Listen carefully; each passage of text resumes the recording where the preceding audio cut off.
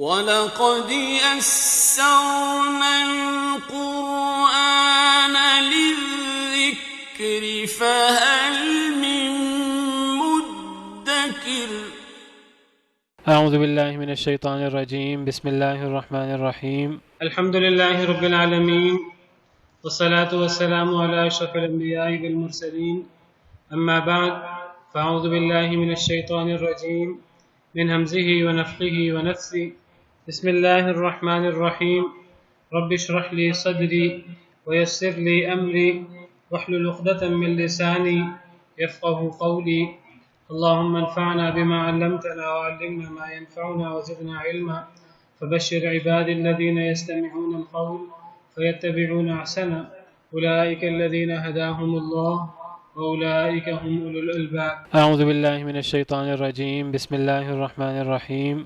إن هذه أمتكم أمة واحدة وأنا ربكم فاعبدون وتقطعوا أمرهم بينهم كل إلينا راجعون.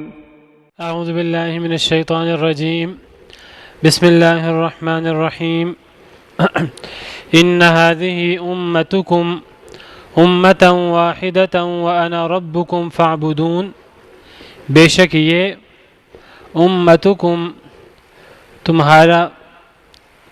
تمہاری جماعت ہے،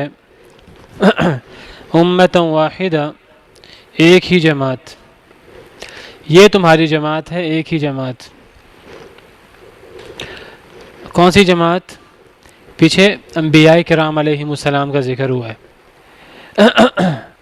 سب سے پہلے نبی کریم صلی اللہ علیہ وسلم تو قرآن پاک کے اولین مخاطب ہیں.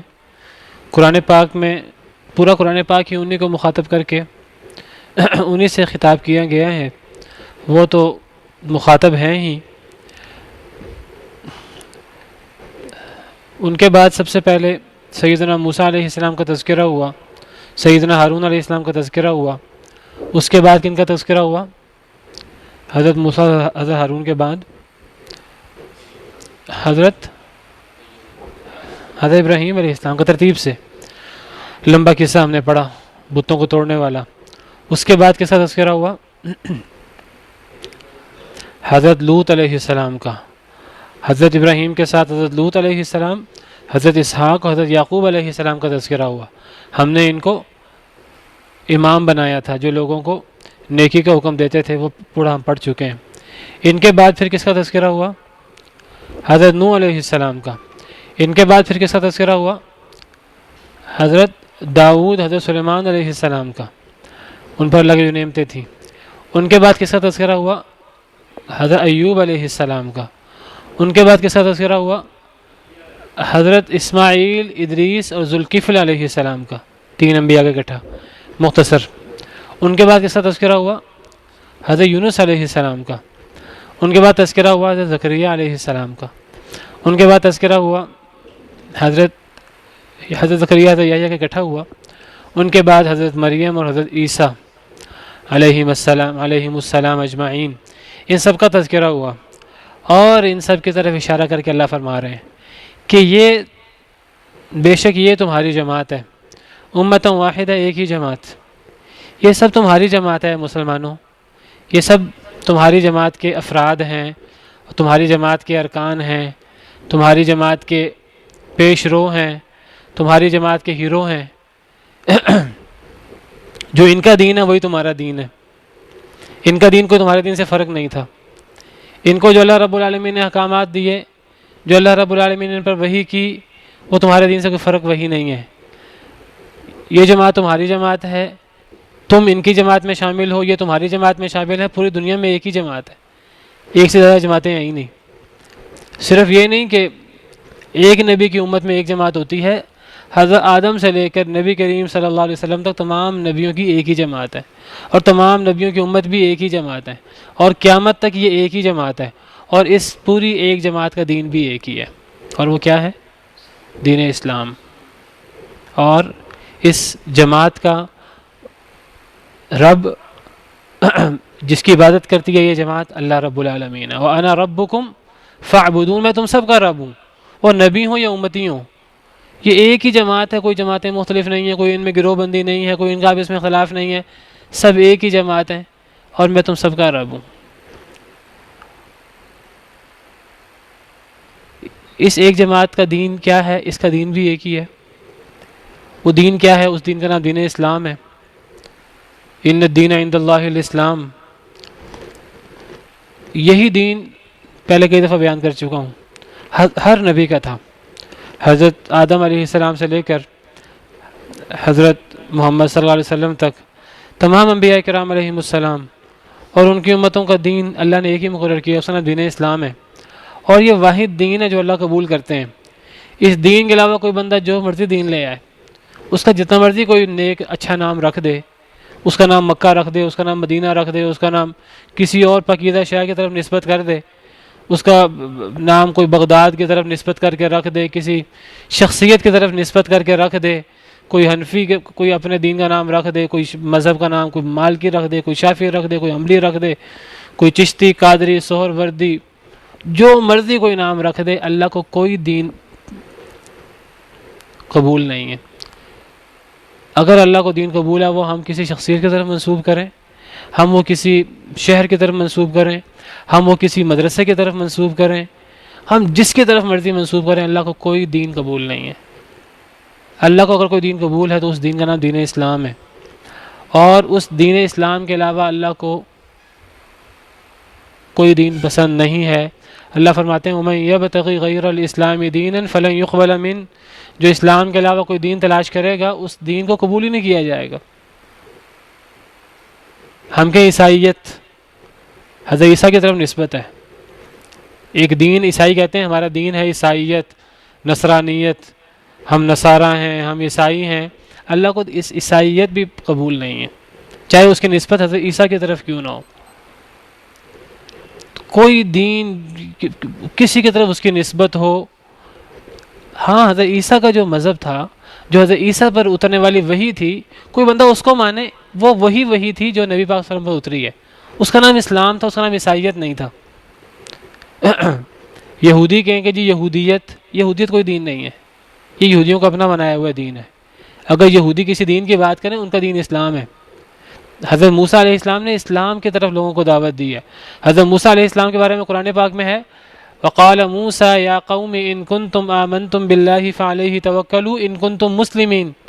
حضرت موسیٰ علیہ السلام نے اپنی قوم سے کہا ہے اے میری قوم، اگر تم اللہ پر ایمان لاتے ہو تو پھر اللہ پر توکل کرو، اگر تم مومن ہو تو، اگر تم مسلمان ہو. حضرت موسیٰ علیہ السلام نے لوگوں کو اسلام کی دعوت دی. قرآن پاک کہتا ہے حضرت موسیٰ کا دین بھی اسلام تھا، حضرت عیسیٰ کا دین بھی اسلام تھا. حضرت عیسیٰ کا دین اسلام تھا. حواری انہوں نے کیا اعلان کیا؟ فَلَمَّا حَسَّ عِيسَىٰ مِنْهُمُ الْكُفْرَ قَالَ مَنْ أَنصَارِي إِلَى اللَّهِ. جب حضرت عیسیٰ نے اپنی امت سے لوگوں کو دعوت دی تو ان سے کفر محسوس کیا، تو حضرت عیسیٰ نے اعلان کیا کہ ٹھیک ہے، لوگ نہیں مان رہے، لوگ کفر کر رہے ہیں، میری دعوت نہیں مان رہے، میرا مددگار کون ہے؟ اپنی امت میں انہوں نے اعلان کیا. تو حواریوں نے کہا قال الحواریون نحن انصار اللہ آمنا باللہ واشہد بأننا مسلمون. حواریوں نے کہا ہم اللہ کے مددگار ہیں، ہم اللہ کے دین میں آپ کے مددگار ہیں، ہم اللہ پر ایمان لاتے ہیں، آپ گواہ رہے ہیں ہم مسلمان ہیں. کس نے کہا؟ حواریوں نے. حضرت عیسیٰ علیہ السلام اسلام کی دعوت دیتے تھے. حضرت موسیٰ حضرت عیسیٰ دونوں بنی اسرائیل میں سے ہیں، دونوں بنی اسرائیل میں سے ہیں. بنی اسرائیل کس کا لقب ہے؟ حضرت یعقوب علیہ السلام کا. حضرت یعقوب کی اولاد کو بنی اسرائیل کہا جاتا ہے. حضرت یعقوب کے باپ اسحاق علیہ السلام ہے، ان کے باپ ابراہیم علیہ السلام ہے.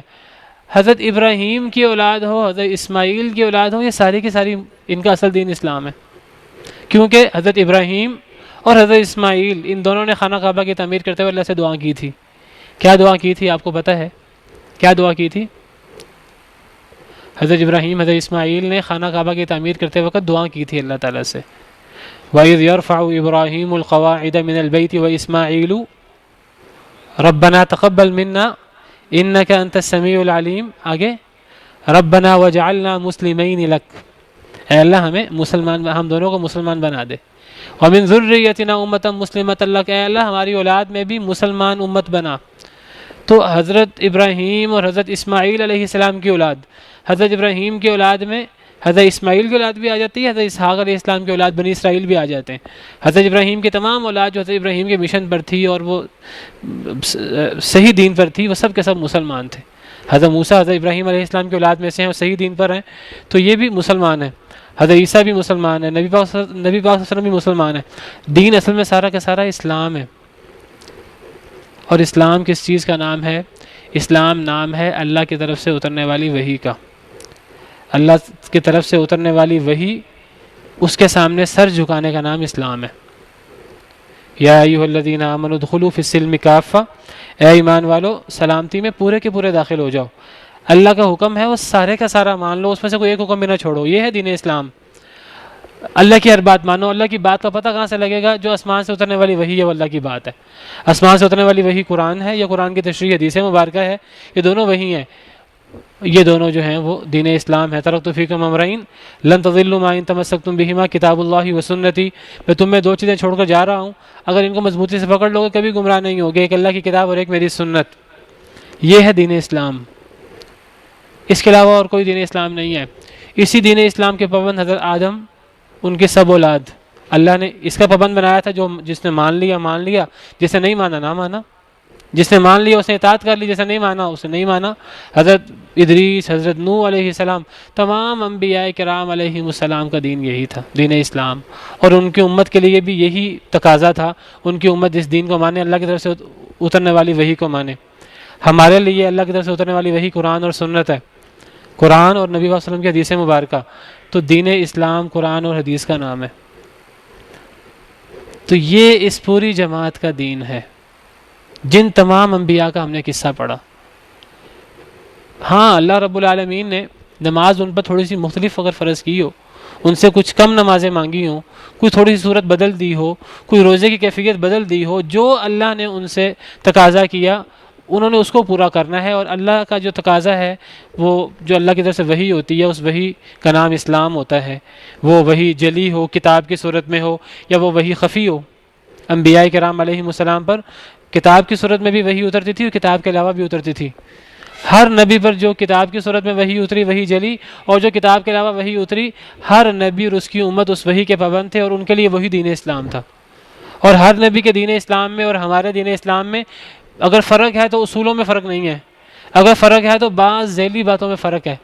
نماز کے رختوں میں فرق ہو سکتا ہے، زکوٰۃ کے نصاب میں، زکوٰۃ کی شرح میں فرق ہو سکتا ہے، روزوں کی تعداد میں، ان چیزوں میں فرق ہو سکتا ہے، حج کی بعض صورتوں میں فرق ہو سکتا ہے، بنیادی احکامات میں کوئی فرق نہیں ہے، کچھ ذیلی چیزوں میں فرق ہو سکتا ہے، اصول میں کوئی فرق نہیں ہے۔ تو اگر ہم نے کامیاب ہونا ہے، ہم اسی طریقے پر عمل کر کے کامیاب ہو سکتے ہیں جو ہر نبی نے طریقہ اپنایا ہے، اور وہ ہے اللہ کی بات ماننا، اللہ کی وحی پر چلنا۔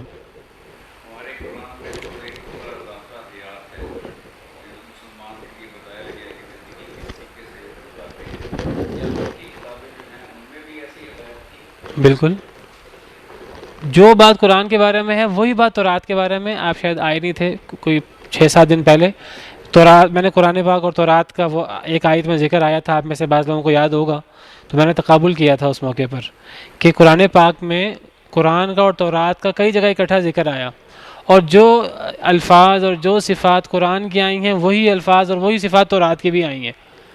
اسی صورت میں جب حضرت موسیٰ کا ذکر آیا تھا، حضرت موسیٰ حضرت ہارون کا، تو ہم نے پڑھا تھا، میں آپ کے سامنے آیت کھول دیتا ہوں۔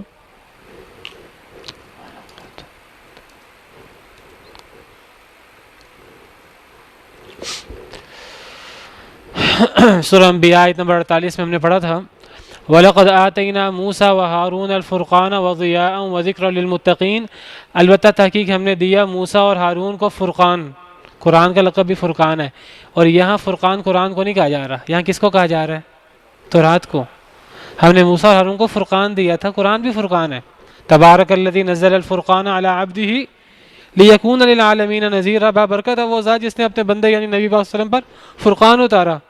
فرقان کہتے ہیں حق و باطل میں فرق کرنے والی چیز، قرآن حق و باطل میں فرق کرنے والی چیز ہے، تورات بھی حق و باطل میں فرق کرنے والی چیز تھی اپنے دور میں، اب تحریف ہو چکی ہے، اس لیے اب ہم اس کے مندرجات پہ پوری طرح ہم یقین نہیں رکھتے۔ جو باتیں اسی قرآن کے مطابق ہیں وہ ٹھیک ہیں، جو خلاف ہیں ہم ان کو نہیں مانتے، وہ تعریف ہو چکی ہے۔ اپنے دور میں جب تورات اتری تھی تو اللہ کی کتاب تھی اور فرقان تھی، وضیان اور روشنی تھی، وذکرن اور ذکر تھی تورات. قرآن بھی ذکر ہے، تورات کو بھی ذکر قرار دیا گیا، قرآن کو بھی ذکر قرار دیا گیا. انا نحن نزلنا الذکر وانا لہ لحافظون. کیا مراد ہے ذکر سے؟ قرآن. ایک اور آیت کریمہ دیکھیے،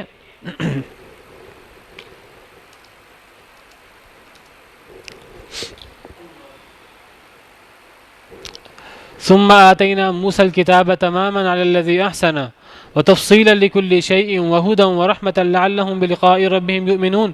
یہ ساری تورات کی صفات ہیں. سورہ انعام آیت نمبر 154. پھر ہم نے موسیٰ علیہ السلام کو کتاب دی. کون سی کتاب؟ قرآن تو نہیں ہے یہ. کون سی کتاب ہے؟ تورات. ہم نے موسیٰ علیہ السلام کو تورات دی. تماما علی الذی احسن، جو نیکی کرتے ہیں ان پر اپنی نعمت مکمل کرنے کے لیے. کتاب ہمیشہ نعمت مکمل کرنے کے لیے آتی ہے، نیکی کرنے والوں پر نعمت مکمل کرنے کے لیے. وتفصیلا لکل شیء، جس میں ہر شے کی تفصیل تھی. تورات میں ہر شے کی تفصیل تھی، زندگی گزارنے کا ایک ایک طریقہ کار بیان کیا گیا تھا. وہدی اور ہدایت بھی تھی، ورحمۃ اور رحمت بھی تھی. لعلہم بلقاء ربہم یؤمنون، تاکہ وہ اپنے رب کی ملاقات پر ایمان لے آئیں، قیامت کے دن پر ایمان لے آئیں. یہ ساری صفات تورات کی ہیں. اور پھر آگے وَهَذَا كِتَابٌ أَنزَلْنَاهُ مُبَارَكٌ، اور یہ کتاب بھی یعنی قرآن. قرآن پاک میں اکثر تورات اور قرآن کا اکٹھا ذکر ہوا ہے اور ایک جیسے زوردار انداز میں ذکر ہوا ہے.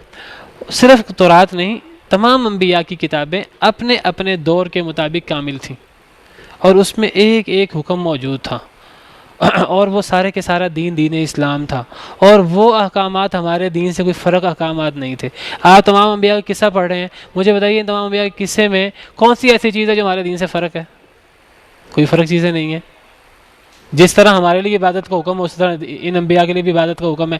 اسی طرح یہ لوگ دعائیں مانگتے تھے اللہ تعالیٰ سے، اسی طرح یہ لوگ اللہ سے ڈرتے تھے، اسی طرح یہ لوگ اللہ پر امید رکھتے تھے، اسی طرح اللہ پر توکل کرتے تھے جس طرح اللہ نے ہم سے تقاضا کیا، انبیاء کرام علیہم السلام. تو میں صرف یہ یہاں اشارہ کرنا چاہ رہا ہوں، میں جو پوائنٹ اجاگر کرنا چاہ رہا ہوں وہ دین اسلام یہ ہر نبی کا دین ہے، ہر نبی کی امت کا دین ہے، حضرت آدم علیہ السلام سے لے کر ہے قیامت تک کے لیے ہے. اور یہ دین اسلام ہی قبول ہے، اس دین کے علاوہ کوئی دین قبول نہیں ہے. چاہے اس کا ہم کتنا کوئی بابرکت نام رکھ دیں، ہم اس کو مکہ مدینے سے منسوب کر دیں، ہم جو مرضی کر دیں، اگر وہ دین اسلام کے علاوہ کوئی چیز ہے تو وہ اللہ کو قبول نہیں ہے. اللہ فرماتے ہیں وَمَن يَبْتَغِ غَيْرَ الْإِسْلَامِ دِينًا فَلَن يُقْبَلَ مِنْهُ. سورہ آل عمران آیت نمبر 85. جو اسلام کے علاوہ دین تلاش کرے اسے قبول نہیں کیا جائے گا، جتنا مرضی اس کا بابرکت نام رکھ دیں، نبیوں کی مناسبت سے نام رکھ دیں، اس کے اندر اسلام کے بارے میں نہ ہو، کوئی اور چیزیں ہوں. عیسائی جو ہیں وہ اپنی طرف سے کچھ چیزیں شامل کر لیں، رہبانیت اور اس قسم کی چیزیں، اور اس کا نام عیسائیت رکھ دیں، قبول نہیں ہے. جب عیسائیوں کی عیسائیت قبول نہیں ہے تو مسلمان اپنی طرف سے کوئی دین بنا لیں، اس کا بڑا بابرکت نام رکھ دیں، وہ کیوں قبول ہوگا؟ ایک مسلمان کے سامنے قرآن کی بات آئے، حدیث کی بات ہے جو دین اسلام ہے، وہ کہے میرے امام صاحب تو یہ کہتے ہیں، مجھے بتائیے کہ دین اسلام کہاں رہ گیا؟ ہم تو اس جماعت میں شامل ہیں جس کا اللہ رب العالمین یہاں ذکر فرما رہے ہیں. ان هذه امتکم امۃ واحدہ. اے مسلمانوں، یہ ہے تمہاری جماعت جو ایک ہی جماعت ہے، اور میں تم سب کا رب ہوں، تم نے میری عبادت کرنی ہے، میری بات ماننی ہے. اب ہم نے اگر اللہ کو چھوڑ کر اپنے ائمہ کی اور اپنے پیر و فقیروں کی بات مان لی، وہ بات مانی جو اللہ کی بات کے مطابق ہے، وہ تو اللہ کی بات ہی ہو گئی. کوئی ایسی بات مانی جو کتاب و سنت سے ٹکرا رہی ہے تو وہ دین اسلام کہاں سے ہوگا؟ جب عیسائیوں کی عیسائیت قابل قبول نہیں ہے، جب یہودیوں کی یہودیت قابل قبول نہیں ہے، اس کی نسبت حضرت موسیٰ کی طرف کرتے ہیں لیکن حضرت موسیٰ کا دین نہیں ہے، خود بنایا ہوا انہوں نے. تو اگر ہم اپنی طرف سے کوئی چیز بنا لیں یا ہم کتاب و سنت کے علاوہ کسی اور کو دلیل بنا لیں اپنے لیے. آج کسی سے بات ہو رہی تھی تو قربانی کس کی طرف سے ہے؟ میں نے کہا کہ قربانی ایک خاندان کی طرف سے ہوتی ہے، ایک گھر والوں کی طرف سے ہوتی ہے. حضرت ابو ایوب انصاری کی حدیث ہے کہ قربانی جو ہے وہ ایک جماعت کی طرف سے ہوتی ہے. تو وہ حدیث مبارکہ اس وقت الفاظ میرے ذہن میں نہیں ہے، تو حدیث کے الفاظ یہ ہیں، ابو ایوب انصاری فرماتے ہیں کہ نبی پاک صلی اللہ علیہ وسلم کے دور میں ایک شخص اپنے پورے گھر والوں کی طرف سے قربانی کرتا تھا. چلیں میں حدیث تلاش کر ہی دیتا ہوں.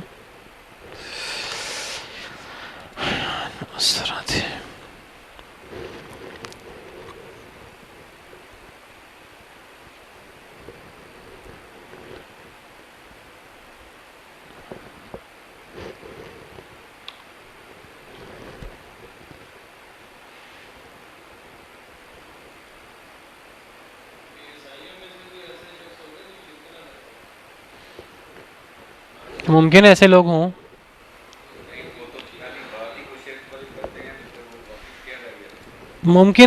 ہوں جو نہ کرتے ہوں. ممکن ایسے لوگ ہوں جو حضرت عیسیٰ کو اللہ کا بیٹا نہ کہتے ہوں. اگر آج کے عیسائیوں میں سے کوئی نہیں کہتا، آج کے عیسائیوں سے پہلے ایسے عیسائی تھے جو حضرت عیسیٰ کو اللہ کا بیٹا نہیں کہتے تھے. ممکن آج کے عیسائیوں میں سے بھی کچھ ایسے ہوں جو حضرت عیسیٰ کو دین کو مانتے ہی نہ ہوں، حضرت عیسیٰ کو اللہ کا بیٹا نہ کہتے ہوں، داہریہ قسم کے ہوں. کسی کی بخشش نہیں ہے. میں آپ کو بتاؤں کہ جو مشرک نہ بھی ہو، جو دین اسلام نہ مانے، وہ اس کی بخشش نہیں ہے. جنت میں جانے کے لیے یہ دین اسلام قبول کرنا ضروری ہے، اور دین اسلام نام ہے آج اللہ کی کتاب کا اور نبی صلی اللہ علیہ وسلم کے فرمان کا. نبی کریم صلی اللہ علیہ وسلم پر ایمان لانا ضروری ہے. ابھی میں آپ کو حدیث مبارکہ بیان کرتا ہوں. بہرحال حضرت ابو ایوب انصاری کی حدیث ہے کہ آپ صلی اللہ علیہ وسلم کے دور میں ہم میں سے ہر شخص اپنے خاندان کی طرف سے قربانی کرتا تھا. آج میری کسی سے بات ہو رہی، میں نے اس کو حدیث مبارکہ بیان کی ابو ایوب انصاری کی. وہ کہنے لگا امام صاحب کا جو مسلک ہے یا امام صاحب کا جو فرمان ہے، جو موقف ہے، وہ یہ ہے کہ ہر نصاب والا شخص قربانی کرے. میں آگے سے خاموش ہو کے، میں اس وقت بحث کرنے کا ٹائم نہیں تھا، سمجھانے کا ٹائم نہیں تھا، لیکن میں دل میں یہ محسوس کر رہا تھا کہ میں ان کو نبی پاک صلی اللہ علیہ وسلم کی حدیث بیان کر رہا ہوں حضرت ابو ایوب انصاری کی طرف سے. حضرت ابو ایوب انصاری صحابہ کرام کے دور کا واقعہ بیان کر رہے ہیں کہ نبی پاک صلی اللہ علیہ وسلم کے دور میں ہر شخص اپنے خاندان کی طرف سے قربانی کرتا تھا. یہ آگے سے جو ہے وہ امام صاحب سے جو ہے نا وہ یہ بات ثابت ہے کہ ہر نصاب کوئی حدیث بیان کرو سمجھ آتی ہے. حدیث کے مقابلے میں کسی امام کی آپ بات پیش کر دیں تو یہ پھر ہم دین اسلام پر عمل کر رہے ہیں، کیسے ہو سکتا ہے؟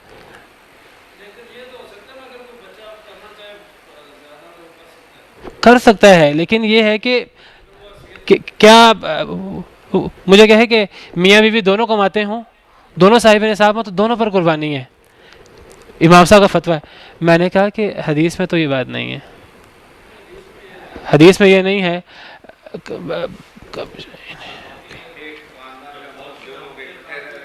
جی جی جس کا ایک کچن ہے وہ ایک خاندان ہے، ایک کچن میں. اب یہ دیکھیے، جی اب آپ یہ دیکھیے کہ یہ حدیث ہے، سنن ابن ماجہ کی حدیث ہے، حدیث صحیح ہے یہ، کہ نبی کریم صلی اللہ علیہ وسلم جب قربانی کرنے کا ارادہ کرتے تھے تو 2 مینڈے کرتے تھے، 2 بڑے موٹے تازے سینگ دار گوشت والے خصی. آپ وہ بکرے 2 مینڈے کرتے تھے. ان میں سے ایک اپنی امت کی طرف سے کرتے تھے. فذبح احدہما عن امته لمن شہد اللہ بالتوحید وشہد لہ بالبلاغ. ایک مینڈا پوری امت کی طرف سے ہوتا تھا، لیکن امت میں سے ان لوگوں کے لیے جو موحد ہوتے تھے. آپ قطع فرماتے تھے کہ اے اللہ، یہ میں مینڈا جو ہے عربی زبان میں، یہ میری امت میں سے موحدین کی طرف سے ہے، یہ میری امت میں سے ان لوگوں کی طرف سے جو اہل توحید ہیں، جو اللہ کو صرف ایک اللہ کی عبادت کرتے ہیں. دوسرا مینڈا وذبح الاخر، آپ دوسرے کو ذبح کرتے تھے عن محمد و آل محمد، محمد اور آل محمد علیہ السلام. اپنی طرف سے اکیلے نہیں کرتے تھے، اپنے اور اپنے خاندان کی طرف سے کرتے تھے. یہ حدیث اور حدیث بالکل صحیح ہے.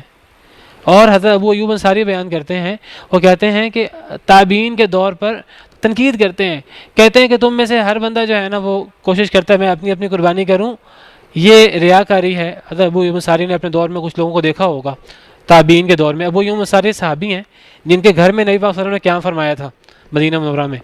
فرماتے ہیں کہ تم میں سے آج ہر بندہ جو ہے قربانی کرنے کی کوشش کرتا ہے. نبی پاک صلی اللہ علیہ وسلم کے دور میں ہر شخص اپنے خاندان کی طرف سے قربانی کرتا تھا. اس سے پتہ لگتا ہے کہ ایک خاندان پر ایک قربانی ہے جو اصل اللہ کی طرف سے جو مقرر ہے، باقی کوئی شخص زیادہ قربانی کرنا چاہتا ہے، ایک شخص 2 قربانی کرنا چاہتا ہے، یہ ایک ہی خاندان کے جو ہے ایک ہی کچن میں کھانا کھانے والے 2 افراد جو ہیں وہ الگ الگ قربانی کرنا چاہتے ہیں، کر سکتے ہیں۔ اصل جو پابندی ہے وہ ایک قربانی ایک خاندان کی طرف سے۔ تو میں صرف آپ کو یہ بتانا چاہ رہا ہوں کہ ہماری ذہنیت کیا بن چکی ہے آج، کہ حدیث مبارکہ بیان ہو رہی، دوسری طرف جو ہے وہ یہ۔ میں نے کہا کہ پھر بات ہوئی، میرا دل ہوتا ہے کہ کوئی اچھی بات بتا دی جائے، کسی کو اچھی بات پتہ لگ جائے، تو ذکر کر دیا کہ جس نے جو ہے قربانی کرنے کا ارادہ جس کا ہے وہ ناخن بال نہ کٹوائے۔ تو بھئی ہمارے ہاں تو احناف میں تو یہ چیز نہیں ہے۔ میں نے کہا یہ حدیث مبارکہ صحیح مسلم کی حدیث ہے، میں نے حدیث مبارکہ کھول کے دکھا دی، کمپیوٹر کھول کے الفاظ دکھا دیے کہ تم میں سے جو قربانی کرنے کا ارادہ کرے فَلْيُمْسِكْ عَنْ أَظْفَارِهِ وَعَنْ شَعْرِهِ، جو بھی الفاظ ہیں کہ جس کا قربانی کرنے کا ارادہ ہے، صحیح مسلم کی روایت ہے، تو وہ اپنے جو ہے نا وہ ناخن اور اپنے بال جو ہے وہ نہ کاٹے۔ وہ کہنے لگے کہ ہمارے ہاں تو ایسا نہیں ہے، پھر یہ ایک بندہ کر لے تو کراہت ہوگی، یہ حرام نہیں ہوگا یہ کام۔ میں پھر دل میں یہ سوچوں، میں نے کہا کہ ہمارے ہاں اصل چیز قرآن، اصل چیز حدیث رہ نہیں گئی، اصل چیز یہ ہمارے ہاں فتویٰ کیا ہے، ہمارے ہاں جو ہے وہ حنفی مذہب میں چیز کیا ہے، مالکی مذہب میں کیا چیز ہے، امام صاحب کا جو ہے فتویٰ کیا ہے۔ حدیث کو قرآن کو تو دیکھتا ہی کوئی نہیں، اس کو یہ حدیث کا پتہ ہی نہیں تھا۔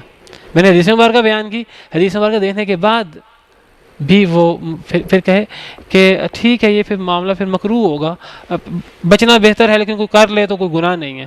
چپ ہو گیا آگے سے، میں نے کہا میں تو حدیث سنا دی ہے آگے سے، اب یہ بندہ آگے سے کیا کہہ رہا۔ تو دین اسلام یہ نہیں ہے۔ دین اسلام کس کا نام ہے؟ جو ہر نبی کا دین تھا، جو ان تمام انبیاء کرام علیہ السلام کا دین تھا، جو ہمارا دین ہے، جو قیامت تک کے لیے ہے، وہ کتاب و سنت کا نام ہے۔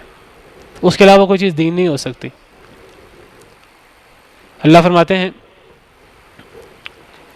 اتبعوا ما انزل الیکم من ربکم ولا تتبعوا من دونه اولیاء، پیروی کرو جو تم پر تمہارے رب کی طرف سے نازل کیا گیا ہے۔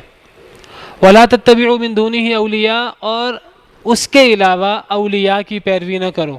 اولیاء کسے کہتے ہیں؟ جو اللہ کے ساتھ باطل معبود بنائے جاتے ہیں، ان کے لیے قرآن پاک میں لفظ اولیاء استعمال کیا گیا ہے۔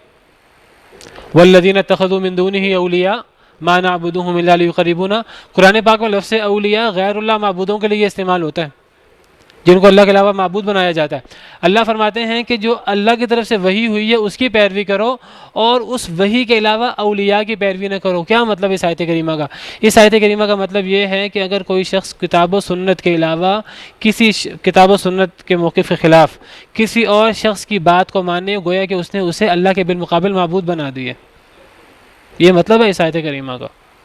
ترجمہ دیکھیے اس آیت کریمہ کا، تم لوگ اس کا اتباع کرو جو تمہارے رب کی طرف سے آئی ہے، اور اللہ کو چھوڑ کر من گھڑت سرپرستوں کی اتباع نہ کرو۔ یہاں من گھڑت سرپرستوں سے مراد معبود ہیں اللہ کے علاوہ۔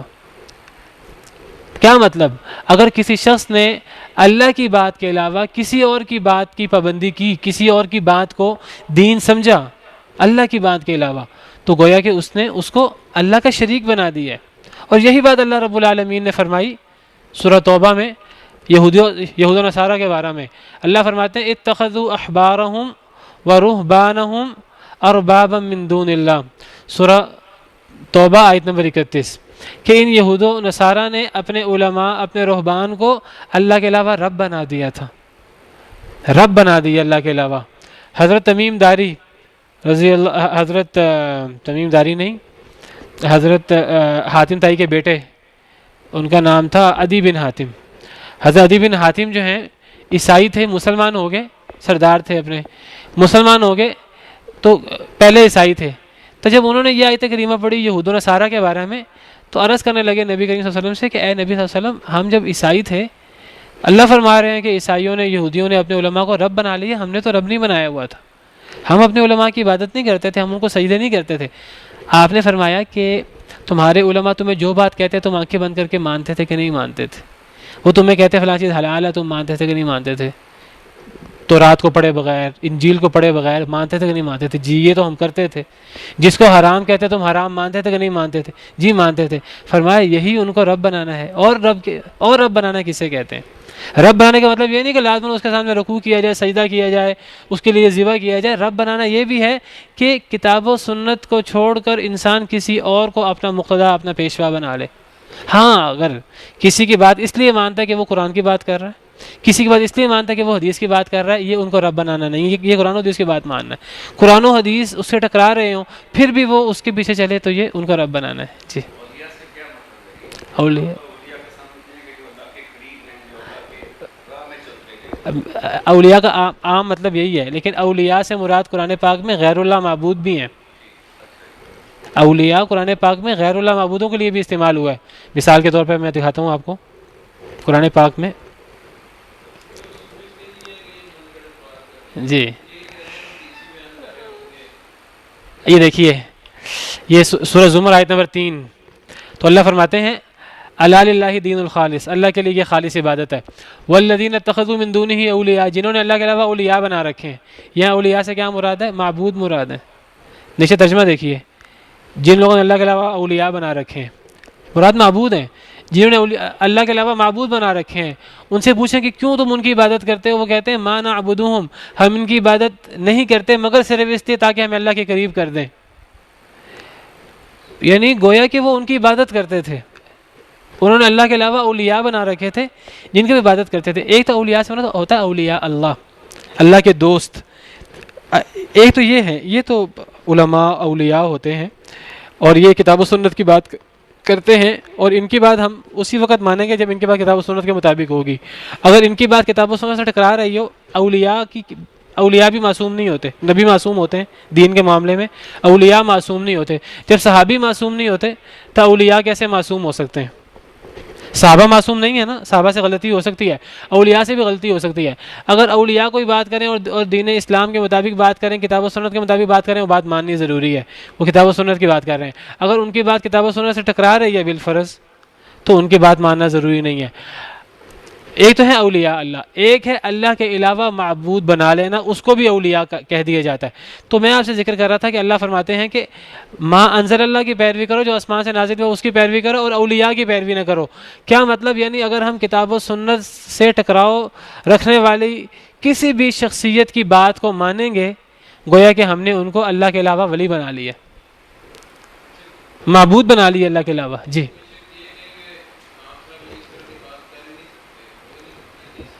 ہمیں ان سے پوچھنا چاہیے. بالکل یہ بات لوگ کرتے ہیں کہ امام صاحب شریعت کے علاوہ بات کر نہیں سکتے.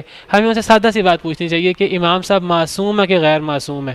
اصل میں کچھ ایسے الفاظ ہیں کہ ایک مشہور ہوئے ہیں، تو آپ ان سے پوچھیے کہ کیا امام صاحب معصوم ہیں؟ شیعوں کے ہاں تو معصوم ہے، اہل سنت کے ہاں کوئی امام معصوم نہیں ہے، نبیوں کے علاوہ کوئی معصوم نہیں ہے. شیعہ حضرات کے علاوہ ان کے امام معصوم ہے، نبیوں کی طرح، نبیوں سے بھی بڑھ کر. اہل سنت کے ہاں تو کسی کا امام معصوم نہیں. اہل سنت کے ہاں تو صحابہ کرام معصوم نہیں ہیں، صحابہ کرام معصوم نہیں ہیں. اہل سنت کے ہاں کہ ہیں معصوم نہیں ہیں. صحابہ کرام افضل ترین امتی ہیں، معصوم نہیں ہیں. نبی معصوم ہے اہل سنت کے ہاں دین کے معاملے میں، وحی کے معاملے میں. وہ وحی کے بارے میں نہ ان کو کوئی بھول ہو سکتی ہے، نہ وحی کے معاملے میں کوئی غلط بات کر سکتے ہیں. لیکن صحابہ کرام، اولیاء کرام معصوم نہیں ہیں. معصوم نہ ہونے کا مطلب کیا ہے؟ غلطی ہو سکتی ہے. معصوم ہونے کا مطلب کیا ہے؟ غلطی ہو سکتی ہے. سیدنا ابن عباس رضی اللہ عنہ، ان سے ایک تابعی ہیں عروہ بن زبیر، تابعی ہیں بڑے مشہور. حضرت ابن عباس جو ہے صغار صحابہ میں سے ہیں، بہت سے تابعین ان کے شاگرد بھی تھے. تو عروہ بن زبیر بہت بڑے تابعی ہیں، بہت بڑے عالم تھے. ایک بات میں اختلاف ہو گیا عروہ بن زبیر کا حضرت ابن عباس سے. حضرت ابن عباس جو بات پیش کر رہے تھے اس کے لیے دلائل پیش کر رہے تھے کتاب و سنت سے. اب کتاب و سنت کا جو دلائل پیش کیے جائیں اس میں یہ ہو سکتا ہے کہ مفہوم میں اختلاف ہو جائے، مفہوم میں اختلاف ہو سکتا ہے. لیکن حضرت عروہ بن زبیر نے کیا کہا؟ انہوں نے کہا اے ابن عباس، آپ جو بات کر رہے ہیں نا، آپ اس پہ قرآن و سنت سے دلائل پیش کر رہے ہیں، آپ کی بات جو ہے وہ حضرت ابوبکر، حضرت عمر کی بات سے ٹکراتی ہے. جو آپ کا موقف ہے، حضرت ابوبکر، حضرت عمر کا موقف اس سے مختلف تھا. حضرت ابن عباس اپنے موقف کے لیے دلیل پیش کر رہے تھے قرآن سے. اب حضرت عروہ بن زبیر کو کیا چاہیے تھا کہ وہ یہ کہتے کہ آپ یہ جو اس دلیل سے جو مفہوم لے رہے ہیں، مفہوم یہ نہیں یہ ہے، اس میں تو اختلاف ہو سکتا ہے. انہوں نے یہ نہیں کہا. انہوں نے کہا انہوں نے ان کے مفہوم کا رد نہیں کیا. انہوں نے کہا کہ آپ جو بات کہہ رہے ہیں حضرت ابوبکر حضرت عمر کا قول اس کے مخالف ہے, کتنے بڑے صحابی ہیں, آپ ان کی مخالفت کر رہے ہیں. تو حضرت ابن عباس کہنے لگے کہ مجھے ڈر ہے کہ تم پر آسمان سے پتھر نہ برس پڑیں. میں تمہیں اللہ کی بات کر رہا ہوں, تم مجھے ابوبکر عمر کی بات سناتے ہو. میں تمہیں اللہ کی بات کرتا ہوں, تم مجھے ابوبکر عمر کی بات کرتے ہو. اللہ کی بات کے سامنے ابوبکر عمر کی بات لانا, تمہیں ڈر ہے آسمان سے پتھر نہ برس پڑے. کیا ابوبکر عمر اللہ کے برابر ہو گئے؟ دین کے بارے میں کوئی بات ہوگی تو یا قرآن کی ہوگی یا سنت کی ہوگی, اس کے مقابل کوئی آ نہیں سکتا. ہاں بندہ یہ کہہ سکتا ہے کہ جو ہے نا, جو آپ فلاں آیت پیش کر رہے ہیں اس کا مفہوم یہ نہیں یہ ہے, ثابت کر دے, اس پہ بحث ہو سکتی ہے. جو آپ حدیث مبارکہ پیش کر رہے ہیں اس کا مفہوم یہ حدیث صحیح نہیں ہے, اس پہ بات ہو سکتی ہے. یہ حدیث صحیح ہے, اس کا مفہوم یہ نہیں یہ ہے, اس پہ بات ہو سکتی ہے. لیکن کوئی حدیث پیش کی جائے, آیت پیش کی جائے, نہیں فلاں امام صاحب کا موقف تو یہ ہے, تو حضرت ابن عباس فرماتے ہیں مجھے ڈر ہے کہ آسمان سے پتھر نہ برس پڑیں. یہ اتنا بڑا گناہ ہے قرآن کے سامنے, حدیث کے سامنے حضرت ابوبکر حضرت عمر کو لانا اتنا بڑا گناہ ہے. آج ہم امتیوں, آج ہم جو ہیں وہ ائمہ کو لے آئیں, آج ہم جو ہیں وہ عام آج کے علماء کو لے آئیں قرآن و حدیث کے بالمقابل, تو کتنی بڑی جسارت ہے.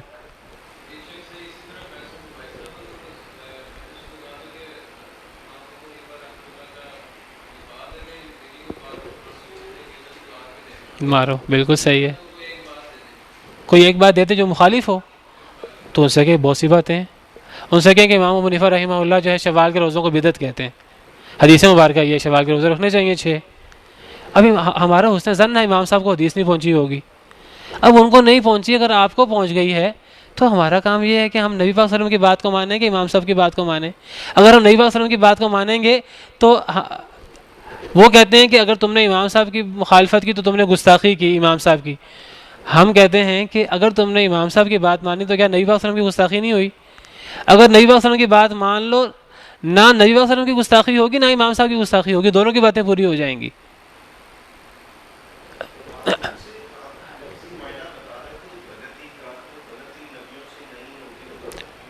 میں نے کہا دین کے معاملے میں اس لیے بار بار کہہ رہا تھا وحی کے معاملے میں بار بار جو ہے لفظ دین اور وحی بول رہا تھا. وحی کے معاملے میں غلطی نہیں ہو سکتی.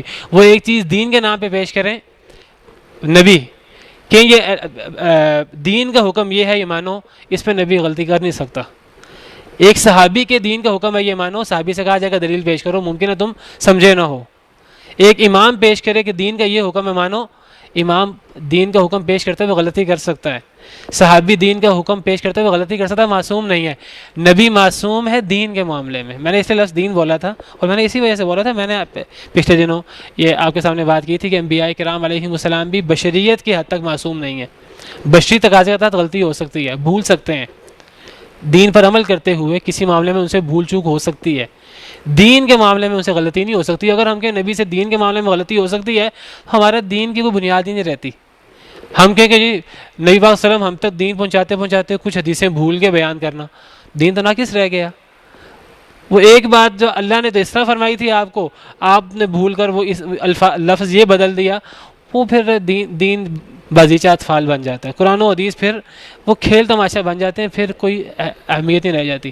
نبی معصوم ہے دین کے معاملے میں, وہی پیش کرنے میں معصوم ہے. نہ ان سے غلطی ہو سکتی, نہ وہ بھول سکتے ہیں. بھول بھی نہیں سکتے دین کو نہیں بھول سکتے. عمل کرنے میں بھول چوک ہو سکتی ہے بشری تقاضے کے تحت. جس طرح آدم اپنی عمر کے بارے میں بات بھول گئے تھے. میں نے آپ کو حضرت داؤد حضرت آدم کی بات سنائی تھی. تو اللہ کی بات وہی ہے اور وہ دین اسلام ہے. نبی کی بات بھی وہی ہوتی ہے اور دین اسلام ہوتی ہے, غیر مشروط طور پہ. کیونکہ نبی اللہ کا فرمان ہے, نبی جو بات کہتا ہے نبی اپنی طرف سے نہیں کہتا, نبی اللہ کی طرف سے کہتا ہے. نبی کی بات اس لیے دین نہیں ہے کہ نبی کی اپنی بات حجت ہے.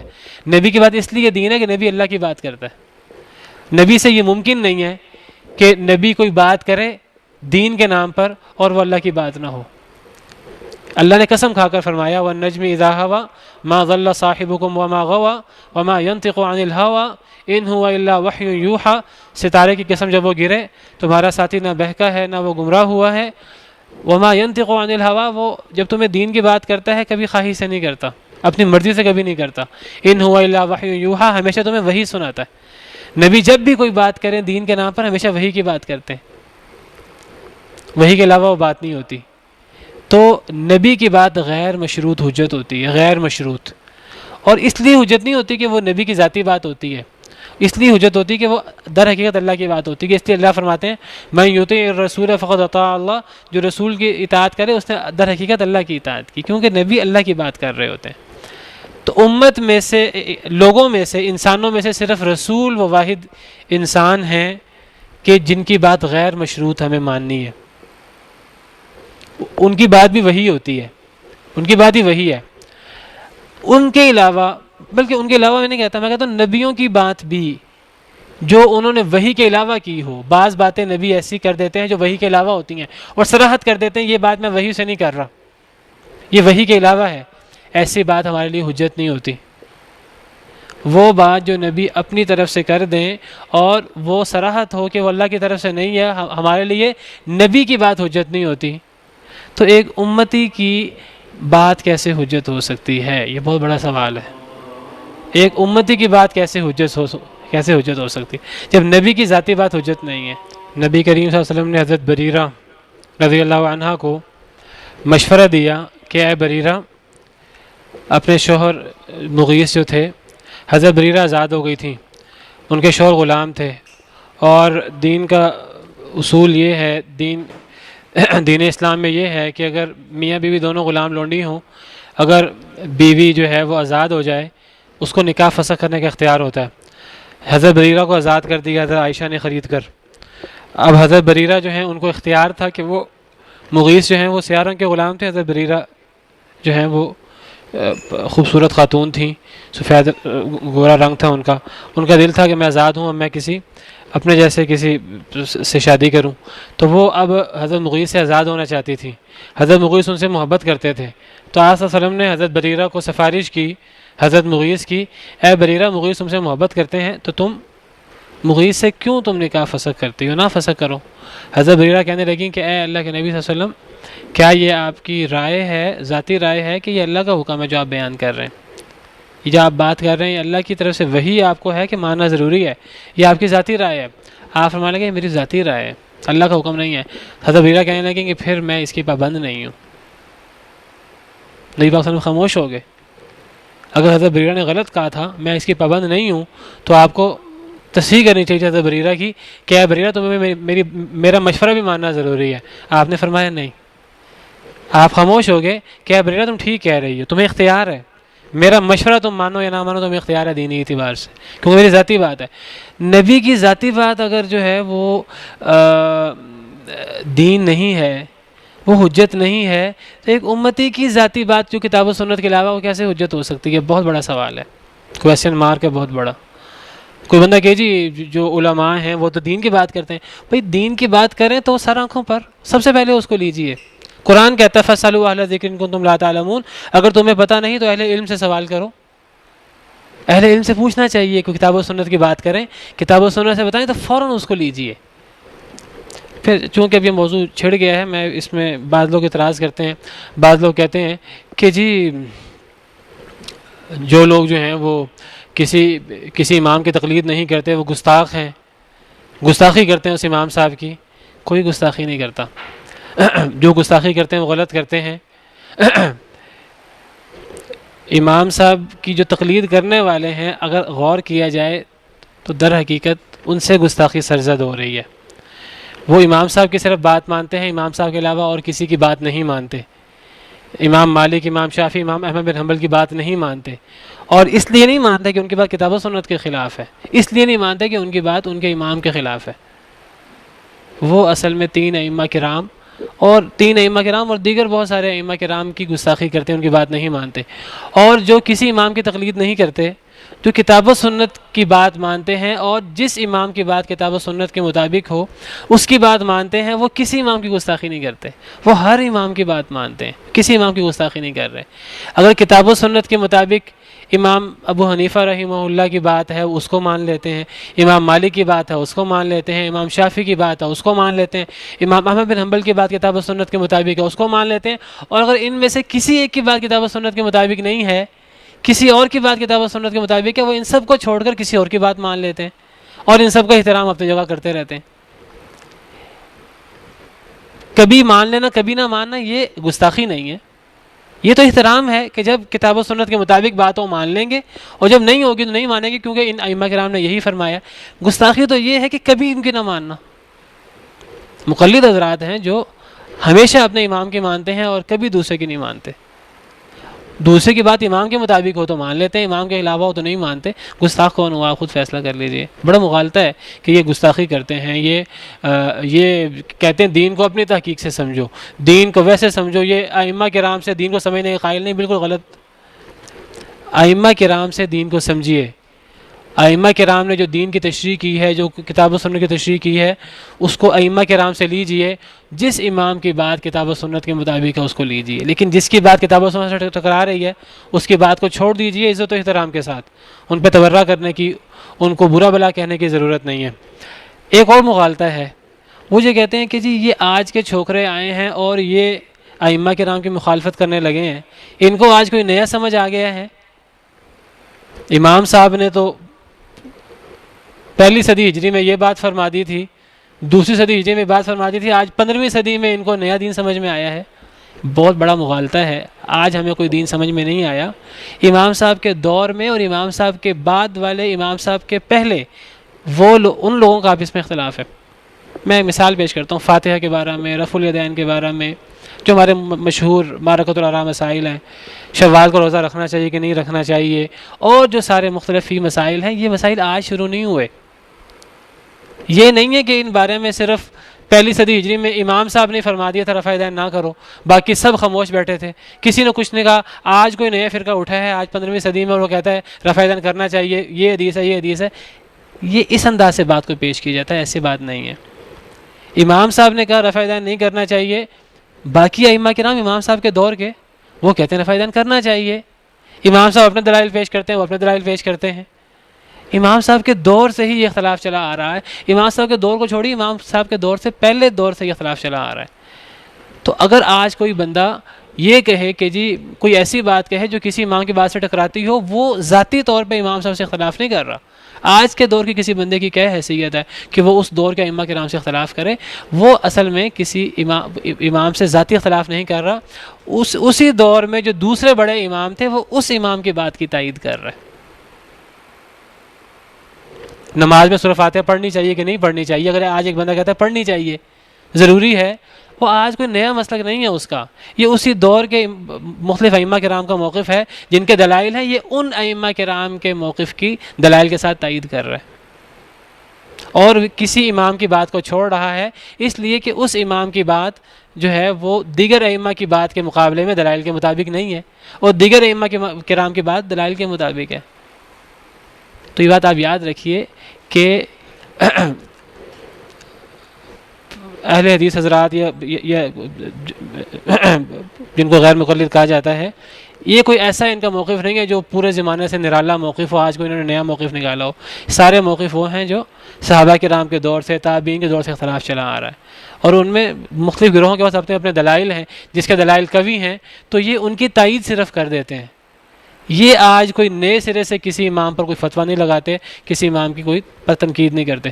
تو بات ہو رہی تھی ان ہذہ امتکم امۃ واحدہ, بے شک یہ تمہاری جماعت ایک ہی جماعت ہے, یہ انبیاء کی جماعت, ان کا دین ایک ہی ہے, دین اسلام. وانا ربکم, میں تم سب کا رب ہوں, ان نبیوں کا بھی اور ان کی امتوں کا بھی. فاعبدون, تم سب میری عبادت کرو, میری باتیں مانو. عبادت کا مطلب عبادت کرنا بھی ہوتا ہے, بات ماننا بھی ہوتا ہے.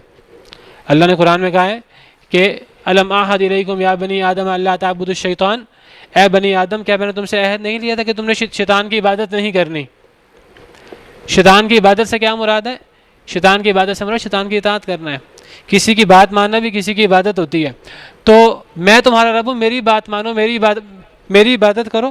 یہاں اللہ کی عبادت بھی مراد ہے اور یہاں اللہ کی اطاعت بھی مراد ہے. اللہ کی اطاعت بھی اللہ کی عبادت ہے. میری عبادت کرو, میری بات مانو, اور کسی کی بات نہ مانو, صرف وہی کی بات ماننی ہے. وہی کی بات قرآن میں ہوتی ہے یا نبی پاک صلی اللہ علیہ وسلم کے فرمان میں ہوتی ہے, وہ بھی اللہ کی بات ہے. وَتَقَطَّعُوا أَمْرَهُمْ بَيْنَهُمْ, یہ تو انبیاء کرام علیہ السلام کے سارے ہم نے قصے پڑھ لیے. ان انبیاء کرام علیہ السلام کی امتیں جو ان پر ایمان لائی تھیں وہ ان کے مطابق عمل کرتی تھیں. اللہ فرماتے ہیں وَتَقَطَّعُوا أَمْرَهُمْ بَيْنَهُمْ, انہوں نے ٹکڑے کر لیا اپنے معاملے کو آپس میں. کنہوں نے؟ انبیاء کرام علیہ السلام کے بعد آنے والے لوگوں نے. انبیاء کرام علیہ السلام کے جو امتی تھے, جو ان پر ایمان لانے والے تھے, وہ انبیاء کی بات مانتے تھے. جیسے جیسے وقت گزرتا گیا ویسے ویسے اختلافات ہوتے گئے. کچھ لوگ راہ حق سے ہٹتے گئے, کچھ لوگ ٹکڑے ٹکڑوں میں بٹ گئے, گروہوں میں بٹ گئے. وَتَقَطَّعُوا أَمْرَهُمْ بَيْنَهُمْ, جیسے جیسے وقت گزرتا ہے لوگ گروہوں میں بٹ جاتے ہیں. صحابہ کرام گروہوں میں نہیں بٹے ہوئے تھے, جیسے جیسے دور ہوتے گئے نبی پاک صلی اللہ علیہ وسلم کے زمانے سے ویسے ویسے گروہوں میں بڑھتے گئے. تو اللہ فرما رہے ہیں کہ ہر نبی کے بعد اس کے امتی جیسے جیسے وقت گزرتا گیا وہ اب گروہوں میں بڑھتے گئے.